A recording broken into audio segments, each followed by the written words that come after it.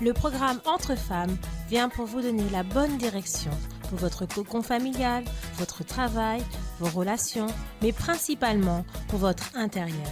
Le but du programme Entre femmes est de vous donner la réponse à votre affliction en vous donnant la bonne direction pour vous donner la vision qui vient d'en haut. On est à l'antenne de Entre femmes.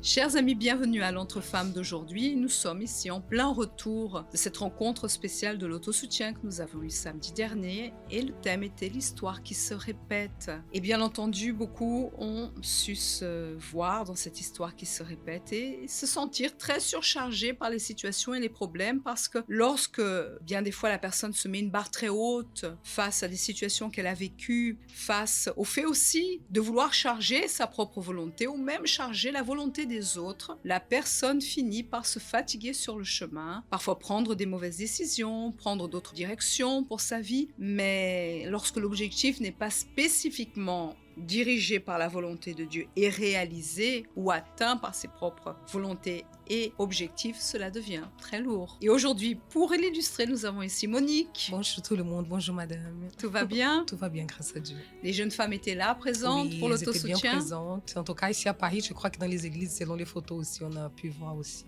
Très bien. Elles sont... Il y a toujours, sur le groupe Godlywood, l'espace pour qu'elles puissent poster leur retour. Et c'est d'ailleurs pour ça qu'aujourd'hui, nous avons vu un retour. C'est ça. C'est celui d'une jeune femme aussi de la Force Jeune de Paris, c'est bien ça? C'est bien ça. Qui se nomme Gabrielle. Comment ça va, Gabrielle? Très bien, merci. Vous Très bien également. Nous avons vu que vous aviez laissé votre retour. Oui. Et donc, il y a une histoire que vous ne voulez pas qu'elle se répète à nouveau dans votre vie.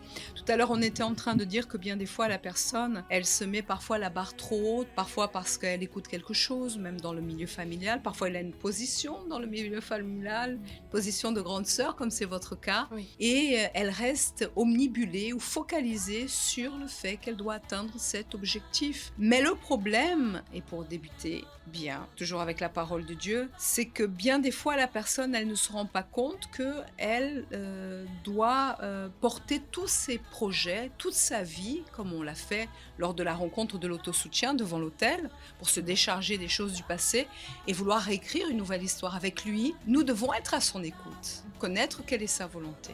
D'ailleurs, même dans la prière que Jésus nous a laissée, il a bien indiqué que ta volonté soit faite, donc sur la terre comme aux cieux, c'est-à-dire qu'on cherche sa volonté, on doit chercher sa volonté. Mais parfois, il y a des choses très ancrées chez la personne on dirait que l'objectif de sa vie, la raison de sa vie doit être cela. Mais elle oublie que cette situation, si elle n'amène pas Dieu dans sa vie, peut être aussi la raison de sa propre destruction ou son propre échec. Et cela arrive, j'imagine, chez beaucoup de jeunes, avant de passer à l'histoire de Gabrielle, et qui peut réellement, même à l'église, disons, on va utiliser ce terme, pourrir la vie de la personne, même son intérieur, et l'empêcher de pouvoir aller de l'avant. Oui, la personne, elle a des objectifs dans sa vie. D'ailleurs, c'est pas parce qu'elle a regardé elle-même ce qui doit être vraiment bien pour elle.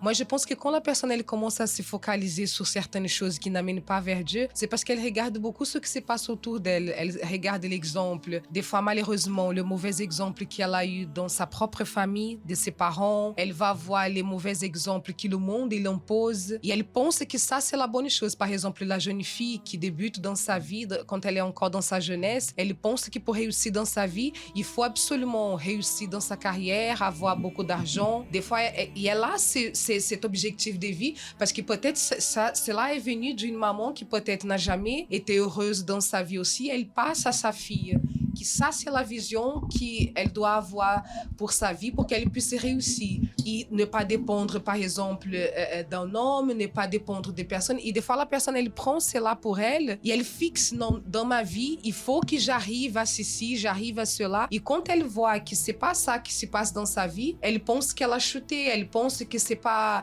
alors je n'ai rien reçu dans ma vie. Et beaucoup de fois ce qui est malheureusement très présent même à l'intérieur de l'église, c'est que la personne elle vient à Dieu et même à l'intérieur de l'église en écoutant la parole de Dieu, elle garde ce genre de pensées. Oui, et dans cette situation, parfois même les parents mettent une barre très haute parce qu'ils veulent se projeter dans la vie des enfants. Eux peut-être n'ont pas eu carrière ou quelque chose qu'ils ont atteint et ils veulent reproduire leur succès dans la vie des enfants. Pour l'idée c'est la renommée de la famille, l'honneur de la famille aussi. Et il faut que les enfants dans la même lignée puissent avoir les mêmes réussites, les mêmes objectifs, la même pensée, pour faire honneur à la famille. Et parfois, lorsqu'on est grande sœur dans une famille, Gabrielle, on récolte une grande surcharge. Et c'est ça que vous avez compris parce que le thème, en tout cas qui était indiqué sur le feuillet, c'est que beaucoup de femmes aujourd'hui se sentent très surchargées. Et lors de la rencontre, nous allions découvrir pourquoi elles se sentaient surchargées. Parfois, elles sont surchargées par un sentiment, une vision, une idée qu'elles doivent assouvir. Et elles se tuent à la tâche, sauf que le résultat, parfois, n'est pas ce qu'elles espéraient. Et parfois, elles finissent par se sentir mal face à cette situation. Non, c'était clairement mon cas. Étant l'aînée d'une famille de 4 enfants, j'ai toujours eu cette obligation de pouvoir être cette grande sœur exemplaire qui, au-delà d'avoir des bonnes notes, a aussi un avenir prometteur, a un avenir aussi établi. Doit être un exemple pour les autres. Un exemple pour les autres, un exemple aussi pour moi-même. Et l'honneur de la famille. Exactement, c'était surtout ça qui comptait. Et puis derrière, ces objectifs m'ont amené à pouvoir me mettre des charges, me dire qu'il faut absolument que je réussisse. C'était ça, mon objectif, qu'il fallait absolument que je réussisse, que j'aille jusqu'au bout de mes objectifs. Sinon, je décevais mes parents. Si je demande, je me décevais moi-même aussi. Vous mettiez la barre trop haute et j'imagine que vous mettiez cette pression en vous. C'est comme une cocotte minute qui à tout moment va exploser. Totalement. Et j'imagine que vous le viviez aussi seul. Totalement. Il fallait que je le vive seul parce que pour moi, c'était... on m'a donné cette responsabilité. J'ai cette responsabilité. Il y a des moments aussi... mon père, lorsqu'il m'a dit que j'étais la tête de train et qu'il fallait que je sois un wagon pour mes frères et sœurs, ne me l'a pas dit de manière rigide, méchante. Non. Mais il me l'a dit comme conseil. Et qu'en tant qu'aîné, il fallait que j'aille jusqu'au bout de ce projet. Mais moi, je l'ai pris autrement. Je l'ai pris clairement comme une motivation et une motivation qui devait m'accompagner jusqu'à sa réalisation. Donc forcément, on se met des charges qui n'existent pas et que moi, on m'a pas demandé de pouvoir être une boss lady, de m'imaginer avec tout un plat de personnes qui seraient à mon service. Non, on m'a juste dit d'être un exemple. Mais au-delà de ça, j'ai voulu quand même avoir ma propre vision, essayer de surpasser ça pour me dire, bon, je suis allée même au-delà de ce que vous m'avez demandé. Et ça, c'est là que le bas blesse. Alors, avant ce moment, vous nous racontiez, tiens, vous êtes dans l'histoire de la tourbe de Babel qui voulait aller au-delà. Et au-delà, et bien des fois, là dans le retour que vous nous racontez, aussi un petit peu beaucoup sans Dieu. Même pas du tout avec Dieu, en disant que Dieu... Même à l'église, même en étant à l'église, en écoutant la parole, ou c'était avant de venir chercher la présence du Saint-Esprit? C'était encore plus que quand je suis arrivée à l'église. Même si la parole, elle était là, Vous aviez vos objectifs, oui. En fait, vous mettiez la charge sur vous-même. Oui. Et vous n'aviez pas compris sur le moment qu'il fallait tout se décharger sur l'autel. Et c'est lui qui allait vous donner un joug léger et vous aider à savoir déjà, est-ce que c'était sa volonté à lui? Oui. J'avais compris qu'il fallait me décharger, mais pas dans ce sens-là. Dans le sens côté pro ou réussite, non, c'est quand même... C'était votre fierté. Oui. Pour moi, c'était vraiment mon petit médaillon. Quand on me regarde, oui, effectivement, Gabrielle, elle a réussi. Gabrielle, c'est la grande sœur qui a su faire ce qu'il fallait. Et c'était la petite pointe d'ego qu'il fallait pas toucher. Exactement. Le petit jardin secret. Ouais. Ni même Dieu pouvait rentrer. Ouais, non.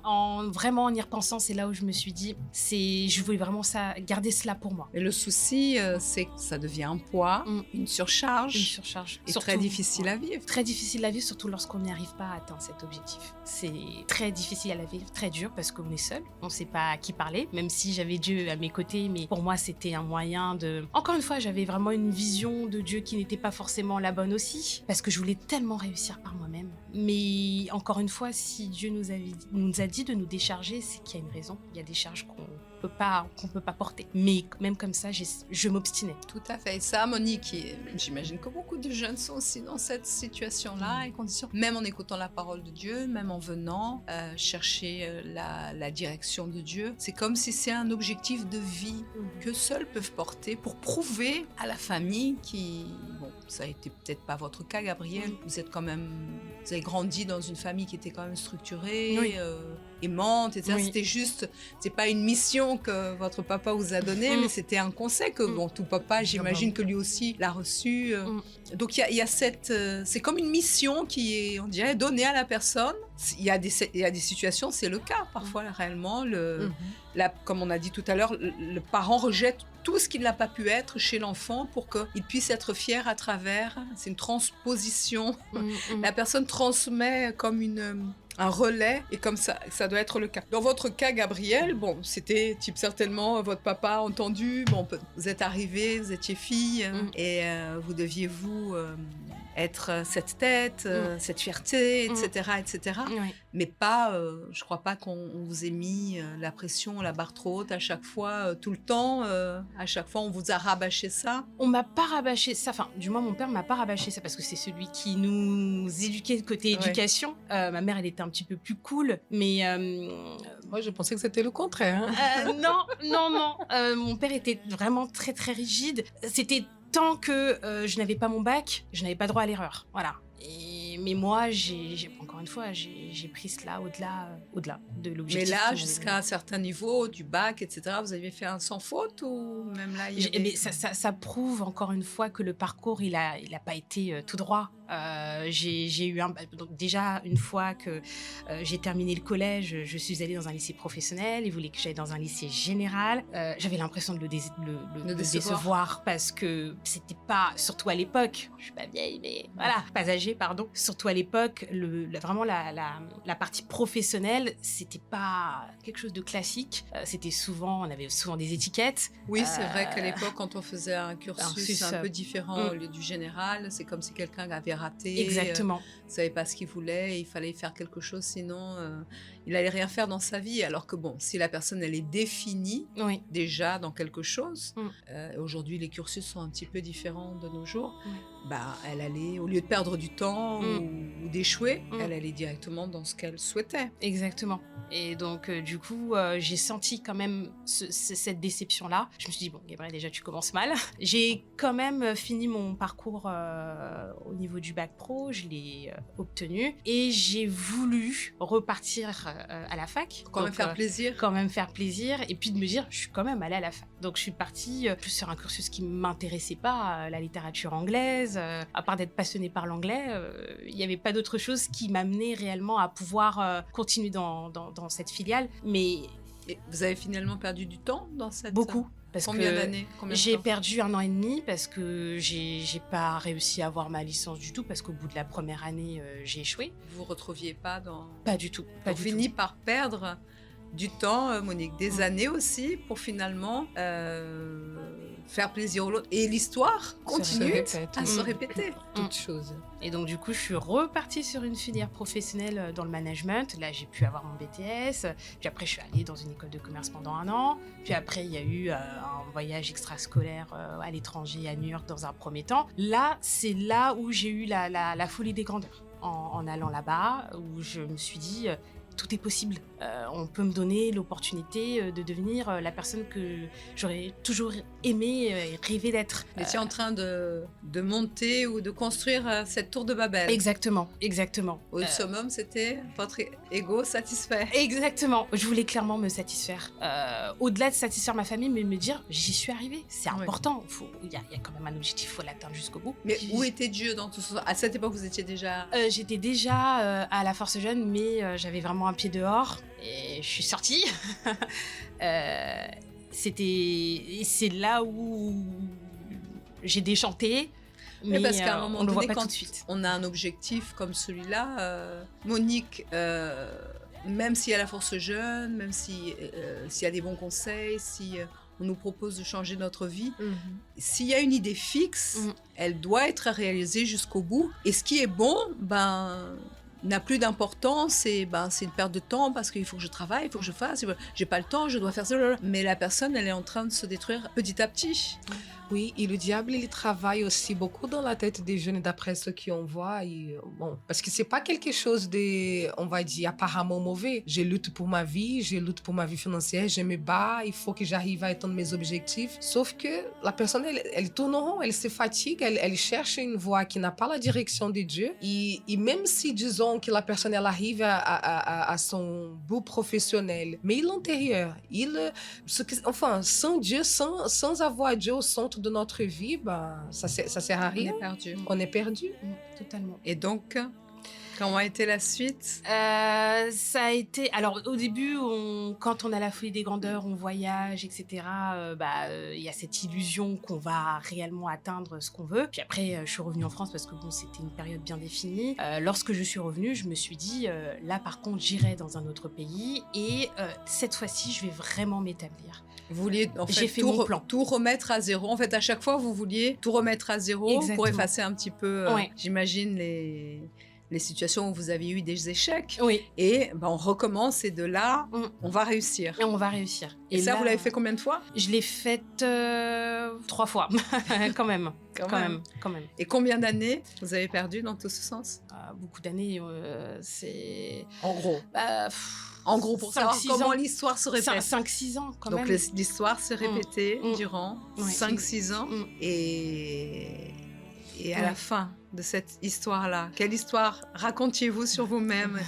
Et à Dieu, vous ne la racontiez toujours pas? Non, parce que pour moi, le fait de le verbaliser, c'était comme si je disais, et pourtant, il n'y a rien de mal à ça, mais de dire, j'y suis pas arrivée. C'était une honte. C'était une honte. Totalement. C'était une honte de me dire j'y suis pas arrivée et pourtant j'ai perdu tout ce temps et il y avait aussi un peu cette pensée un peu accusatrice de me dire j'étais quand même dans ta présence et puis j'avais quand même des conseils et puis même comme ça j'ai pas réussi à pouvoir bifurquer un petit peu mes objectifs vers toi et beaucoup de charges. Maintenant vous ne les aviez pas non plus trop écoutés parce que vous saviez pas déverser. Non. Parce qu'il était témoin de toute chose, mais si la personne elle ne laisse pas Dieu participer, elle garde des jardins cachés à Dieu. Ça on en avait parlé même un petit peu dans la dernière rencontre de l'autosoutien. Il y a des éléments où la personne, des secrets qu'elle garde devant Dieu alors qu'il les connaît tous. Il ne va pas pouvoir aider. Il veut aider, mais la personne reste sur ses idées, ses points de vue. Et pour vous, c'était aussi un échec devant Dieu, tout cela? Plus devant échec vos parents? Devant Dieu. Bon, Dieu était un peu derrière mes parents, mais d'abord échec pour moi. Et échec pour mes parents, pour mes frères et sœurs, surtout. Parce que l'objectif venait de là. C'était la mission à accomplir. C'est ça. Et qui n'était pas accomplie. Et là, sans s'en rendre compte, d'ailleurs même, c'est un verset qu'on a lu dans la méditation que nous avons tous les lundis et les vendredis au temple de Salomon. On est en train de lire le livre d'Ésaïe. Et en Ésaïe 31, ça m'a beaucoup frappée parce que ce verset, il parle beaucoup avec chacun d'entre nous. Lorsque nous ne sommes pas quelqu'un qui va écouter Dieu, qui est au centre de la volonté de Dieu, mais même ainsi, Dieu reste toujours fidèle et veut l'aujourd'hui. C'est ce qu'on a vu aussi dans la rencontre et certainement ça vous a interpellé aussi, Gabriel, parce que même si on a eu tout ce parcours, si là, durant ces années, vous n'aviez pas écouté, vous avez écouté plus la voix des sentiments que la voix de la raison, la voix de la foi, la voix de Dieu, eh bien, on finit par commettre des erreurs. Et on finit par accumuler des péchés sans s'en rendre compte. Et parfois on dit, non, je veux réussir, où est le problème, où est la difficulté? Le problème, c'est que nous ne mettons pas Dieu au centre de notre vie et au centre de sa volonté. Nous prenons des résolutions à tout bout de champ sans qu'il soit présent. Et en Ésaïe 30, au verset 1, Dieu dit le suivant. Et même ainsi, si on écoute, et ça c'est pour nous tous, lorsque nous faisons quelque chose de manière précipitée ou en fonction des autres, pour plaire aux autres, pour être approuvés, pour prouver que nous réussissons, pour conquérir, pour avoir une idée sur comment va être notre vie, etc., sans mettre Dieu au centre des choses. Il dit le suivant, Ésaïe 30, verset 1. « Malheur, dit l'Éternel, aux enfants rebelles. » Donc on peut être à l'église, on peut même faire mille une choses à l'église, mais si nous n'écoutons pas la direction de Dieu, nous allons être rebelles. qui prennent des résolutions sans moi. Donc la personne, elle décide, vous voyez, de faire quelque chose. Elle va avoir même parfois, elle a un désir, une idée fixe dans son cœur. Parfois même, elle va voir le pasteur, l'épouse. Bien entendu, on ne connaît pas l'intérieur de la personne. Et on peut dire non, il faut aller... Même on va dire, va dans ta foi, va dans tes objectifs, sois forte, etc., etc. Mais la personne, elle n'a pas mis Dieu au centre. Elle a pris des résolutions sans Dieu. Elle est une enfant rebelle et Dieu lui dit malheur. Tu vas avoir des difficultés, tu vas souffrir, parce que je veux être dans ta vie et tu me rejettes de ta vie. Et qui font des alliances sans ma volonté. Des projets d'un côté, des projets de l'autre, s'allie avec un, avec l'autre, va chercher des conseils d'un côté, de l'autre, mais elle ne fait pas des alliances sans la volonté de Dieu. Et il dit, pour accumuler péché sur péché. La personne, elle ne se rend pas compte, non, mais je suis pas en train de prostituer, je suis pas en train de voler, en plus, je suis en train de lutter, je fais même la chaîne du lundi pour pouvoir, vous reconnaissez, vous reconnaissez en plus, je fais même la chaîne du lundi parce que c'est pour t'honorer, te glorifier, mon Dieu, comme ma famille va t'honorer, comme on sera une famille de référence, etc., etc. Mais il dit, malheur, dit l'Éternel, aux enfants rebelles qui prennent des résolutions sans moi et qui font des alliances sans ma volonté pour accumuler péché sur péché. Et Gabriel, quand on accumule péché sur péché, on ne se sent pas alourdi. Totalement, et c'était vraiment mon cas. J'étais vraiment alourdie par tout ça. Et même en venant faire, excusez-moi de vous couper, en tout cas parce que vous avez souri, même en faisant la chaîne de prière du lundi, mais vous veniez avec d'autres objectifs. En fait, vous les présentiez à Dieu comme s'il devait assouvir vos désirs. Exactement. Et faire votre volonté, faire au millimètre près comme il... Ouais, mais c'est tout. Pas à lui demander, Seigneur, quelle est ta volonté? Par où je dois commencer? Qu'est-ce que je dois faire? Donne-moi les forces. Est-ce que je prends les bonnes résolutions? Est-ce que tu es dans cette résolution? Je veux faire une alliance avec toi. Alors, à l'oral, oui. Oralement, oui. Mais en fait, l'objectif personnel était tellement plus fort que je me dirigeais naturellement sur ce que moi j'avais envie, sur ce que moi j'avais en tête. Donc forcément, ça annulait derrière cette prière, forcément. Et parfois, Monique, comme le texte il est bien clair et bien direct, et ça c'est pas seulement dans la vie professionnelle, c'est dans notre vie. Il doit être au centre et on doit le laisser parler, diriger notre vie. La personne ne se rend pas compte qu'elle est en train de pécher. Oui, c'est clairement la créature qui s'assoit et dit au Créateur, assieds-toi ici, je vais t'expliquer comment les choses elles doivent être faites. Et même en prenant le cas de Gabriel, même en ayant shooté plusieurs fois, la personne elle est tellement, elle est tellement dans sa folie, tellement dans ses objectifs comme vous avez dit, que la personne elle devient aveugle, elle devient complètement aveugle, elle court vraiment à sa perte comme la parole de Dieu elle dit. Et des fois ça me fait penser au peuple d'Israël, un chemin si long qui des fois nous prenons dans notre vie, c'était tellement simple, il suffit et tout ça s'accumule parce que quand il n'y a pas cette intimité de parler, d'expliquer, vous avez même parlé plusieurs fois dans les précédents entre femmes, d'ouvrir la bouche et parler à Dieu, expliquer, détailler sa propre vie. Oh mon Dieu, j'ai pensé à faire ça, je ne sais pas, qu'est-ce que toi tu en penses, quelle est la direction que tu pourrais me donner pour ça, oh, j'aurai tel rendez-vous demain. Enfin, faites Dieu participer dans les petites choses du quotidien parce que je ne sais pas qu'est-ce qu'il y a dans la tête des gens quand ils entendent par une communion avec Dieu, parce que communion avec Dieu, c'est communion qu'on a avec une personne, un ami qu'on raconte, qu'on fait participer, qu'on écoute les conseils. Mais comment écouter le conseil de Dieu si on n'arrive même pas à détailler ce qui se passe dans notre intérieur? C'est beaucoup plus simple. Moi, je ressens ce qu'il y a là-dedans, alors je vais t'expliquer, je vais mettre en parole ce que je ressens. Et Gabriel, vous étiez tellement dans vos objectifs, tellement raison, et puis vous aviez vos études, vous réussissiez quand même. Mais le pire ennemi de la femme et de l'homme aussi, mais là on est entre femmes, c'est ses propres sentiments. Parce que certainement vous portiez en vous des sentiments d'échec, de honte, d'amertume, de ne pas prouver, de ne pas être à la hauteur de la position. Et c'est pas votre faute si vous êtes née la première dans une famille, c'est pas du tout votre faute, mais de ne pas occuper cette position et de ne pas y arriver. Donc le sentiment de honte dépasse la raison. Et vous a complètement aveuglé. Oui, totalement. C'est ce qui guidait du coup mes décisions. Comme disait Madame Monique, parler avec Dieu. Oui, je parlais avec Dieu, mais ça par contre, tant que je peux gérer encore, même si j'étais tellement surchargée, je pouvais même voir limite le poids de tout ça. Non, Ça, par contre, non. Je peux encore réussir seule. Donc, non, je t'en parle pas réellement. Je reste encore à la surface. Et le souci, c'est que finalement, vous ne voyiez pas que c'était un péché. Honnêtement, non, pas du tout. Donc, c'est pour ça que la personne, elle doit plonger dans la parole de Dieu. Encore dimanche, on a eu les psaumes, le concert qu'il y a eu, exactement pour que la personne comprenne qu'elle ne peut pas avoir sa vie indépendante de la parole de Dieu et des conseils de Dieu et prendre des résolutions à tout bout de champ sans Dieu. Mais lorsqu'on plonge dans la parole de Dieu, et c'est ce que l'autosoutien aussi a apporté, qu'on se voit, il ne nous accuse pas. Parce que samedi, vous vous êtes rendu compte encore mieux de cette position. Est-ce que vous vous êtes senti accusé en quelque part? Honnêtement, non, pas du tout, parce que bon, c'est vrai que avant la dernière rencontre de ce samedi, il y a eu une autre rencontre, et je me rappelle, comme si c'était hier, lorsque Madame Christiane a dit déversez-vous, enfin, du moins, racontez votre honte à Dieu, et c'est là qu'il y a eu ce déclic et je lui ai raconté tout ça. Là, plutôt, cette rencontre, c'était un rappel. Gabriel, tu n'es pas à l'abri.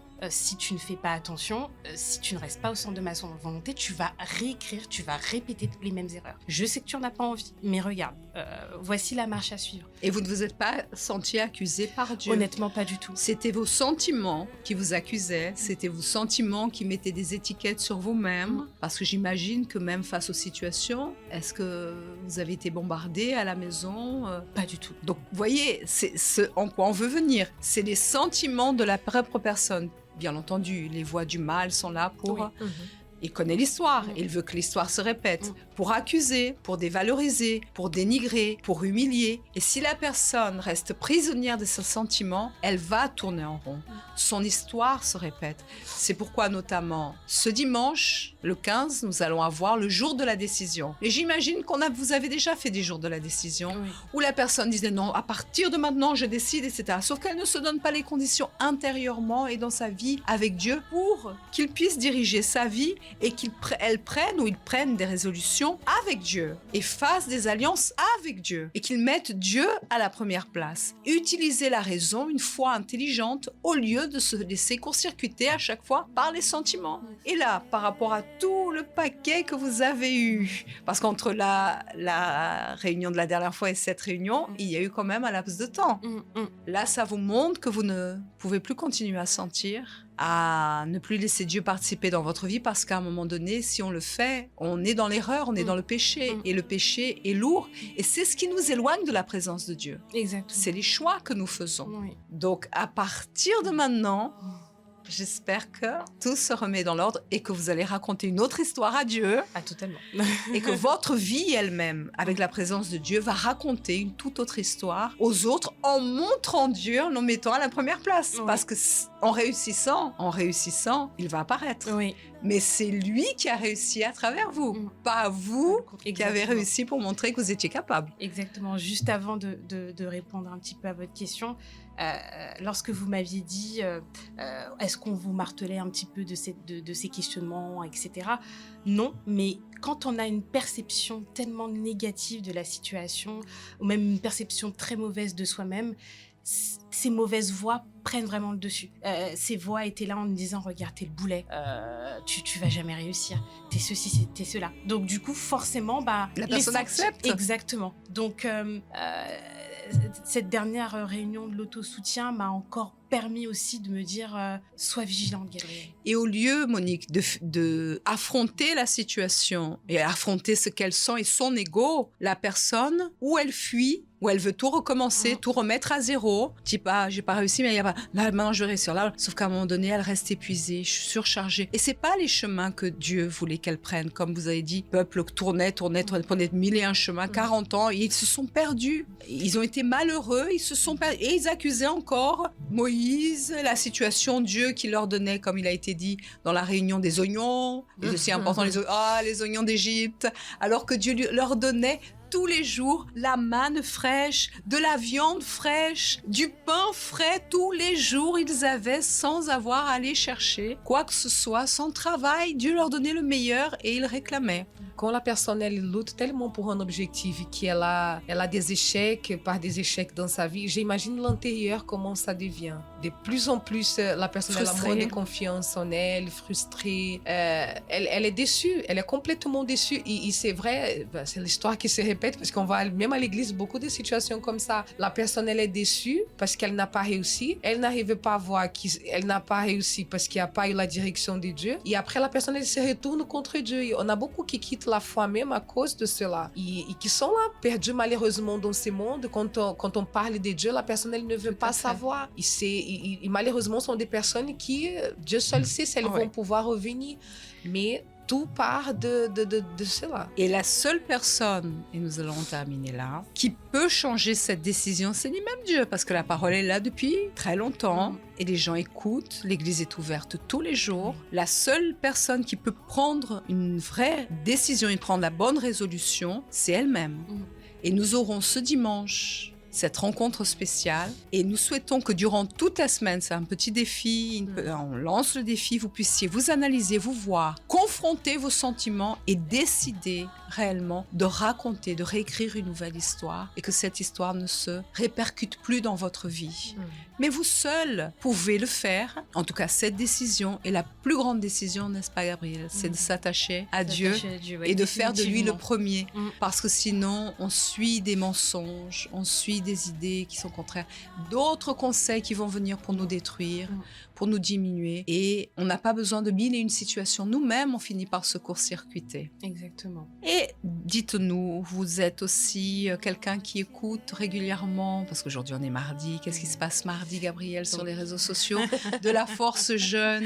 Il y a la connexion fun tous les mardis, donc à partir de 20h sur le Facebook de la FU. Quel est le thème par hasard aujourd'hui? On aura le thème ce soir, après avoir être baptisé du Saint-Esprit, est-ce que je dois forcément servir Dieu? C'est aussi une résolution. Je dois, je pense, je veux, Nous, qu'est-ce que nous allons faire, Seigneur? C'est la chose la plus importante. Et n'oubliez pas d'ailleurs que, j'espère que vous suivez aussi Gabriel, tous les jeudis, nous avons aussi la rubrique de la femme que tout homme veut. Et avec le kit de la thérapie de l'amour. Exactement. Bon, je suis à un épisode en retard, je confesse, mais c'est déjà le premier épisode m'a beaucoup parlé. C'est un livre qui est très intéressant et qui se savoure. Voilà, qui ne se lit pas d'une traite, mais qui se savoure. Très bien, qui se savoure. Maintenant, il y a des épisodes tous les jeudis. Et il y a le défi du 2 en 1 où nous allons participer. Et n'oublions pas aussi que mercredi demain, nous allons avoir la rencontre spéciale avec le Saint-Esprit. Et nous allons être ensemble ici à Paris, 254 du Faubourg Saint-Martin, métro Louis-Blanc, Stalingrad, Jaurès, ligne 2, 5, 7, 7 bis du métro parisien. Ça a été un plaisir de vous avoir ici, Gabriel. Plaisir partagé. Et certainement, nous allons vous revoir ici sur les plateaux de l'Entre-Femmes avec la suite du témoignage. Mais en tout cas, vous avez pris la meilleure décision que vous puissiez prendre sans stress, sans accusation, sans problème. Parce que Monique, Dieu recrée une histoire tous les jours si nous l'écoutons, comme sa parole se renouvelle tous les jours. Nous pouvons aussi avoir notre vie renouvelée tous les jours. Et ça, pour toutes les filles et pour toutes les femmes de l'Église. Et je suis sûre que Dieu va honorer. Merci infiniment, Monique. Madame. Que Dieu vous bénisse à tous, à toutes. Madame. Et à très bientôt ici sur le plateau de l'Entre-Femmes. En tout cas, Gabrielle a déjà son rendez-vous fixé. Que Dieu vous bénisse. Merci. Que Dieu bénisse à toutes.